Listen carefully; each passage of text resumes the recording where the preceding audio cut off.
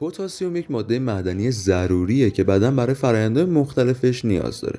از اونجایی هم که بدن نمیتونه پتاسیم تولید بکنه، برای همین باید این ماده رو از غذا تامین بکنه. با من تا آخر ویدیو همراه باشید که میخوایم ببینیم از چه مواد غذایی میشه پتاسیم دریافت کرد.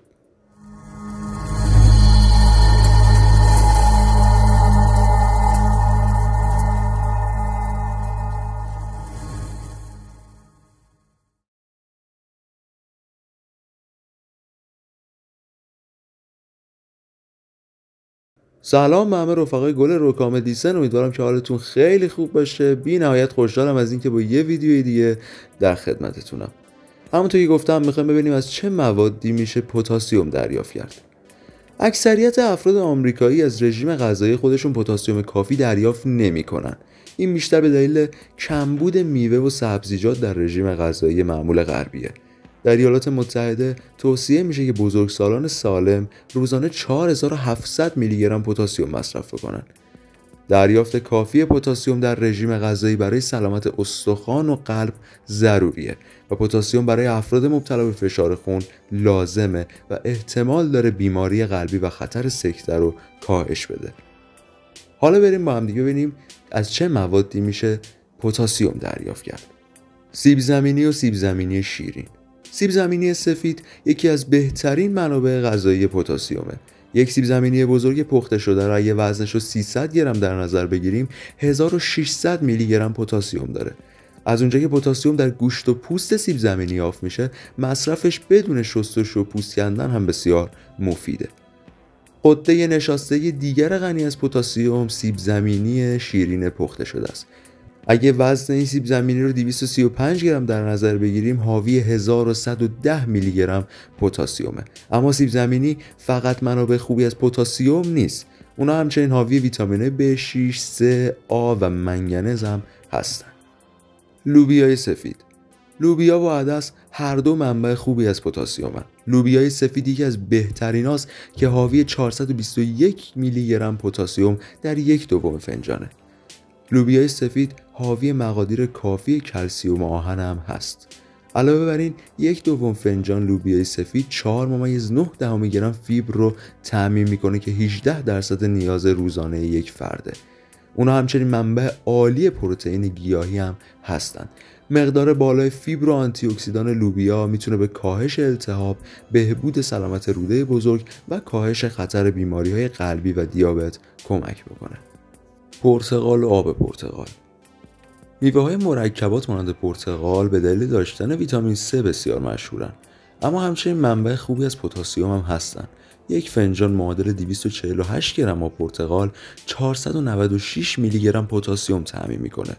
همچنین سرشار از ویتامین A، تیامین و آنتی اکسیدانه. بررسی مشاهده‌ای نشان داده افرادی که به طور منظم آب پرتقال مصرف میکنن احتمالاً نیاز ویتامین ها و مواد معدنی رو تامین و رژیم غذایی سالمتری رو دنبال میکنن. همچنین احتمال چاقی یا سندرم متابولیک در اونا کمتره.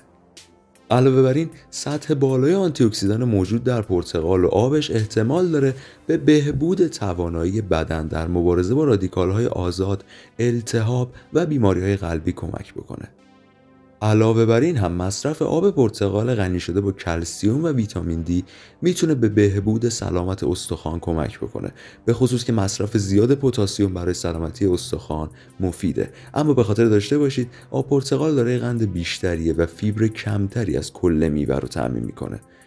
بنابراین بهتره به جای نوشیدن آب به عنوان منبع ویتامین ها و مواد معدنی روی خوردن میوه تمرکز بکنید. اگه ترجیح دادید آب پرتقال بنوشید، مطمئن بشید که 100% آبش بدون قنده. آووکادو.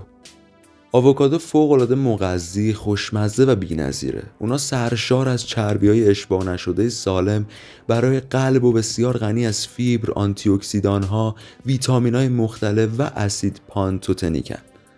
آووکادو همچنین منبع خوبی از پتاسیم هم هست و یک فنجان ازش اگه معادل 150 گرم در نظر بگیریم دارای 1120 میلی گرم پتاسیمه. محتوای بالای آنتی اکسیدان ها، چربی های سالم و فیبر موجود در آووکادو به احتمال زیاد عامل تأثیرات مثبتش بر سلامتیه. بررسی‌ها نشون دادن که آووکادو احتمال داره برای سلامت قلب، مدیریت وزن و سندروم متابولیک مفید باشه. ماهی قزلالا. ماهی قزلالا یک ماده غذایی فوق‌العاده مغذیه، مملو از پروتئین با کیفیت بالا، چربی‌های امگا 3 سالم و بسیاری از ویتامین‌ها و مواد معدنی از جمله پتاسیم. نیمی از ماهی سالمون که اگه 178 گرم در نظر بگیریم 684 میلی گرم پتاسیم داره. رژیم غذایی غنی از ماهی‌های چرب همچنین با مزایای مختلف سلامتی به ویژه کاهش خطر بیماری قلبی همراهه. در حقیقت یک بررسی نشون داد که مصرف حداکثر 4 وعده ماهی در هفته با کاهش خطر مرگ ناشی از بیماری قلبی مطابقت داره. خب رفقا، خیلی ممنون که تا آخر این ویدیو با ما همراه بودید. امیدوارم که براتون مفید بوده باشه و لذتش رو برده باشید. حتما چنل ما رو سابسکرایب بکنید، لایک هم فراموشتون نشه. بدونید که خیلی دوستتون داریم. تا ویدیوی بعدی، خداحافظ.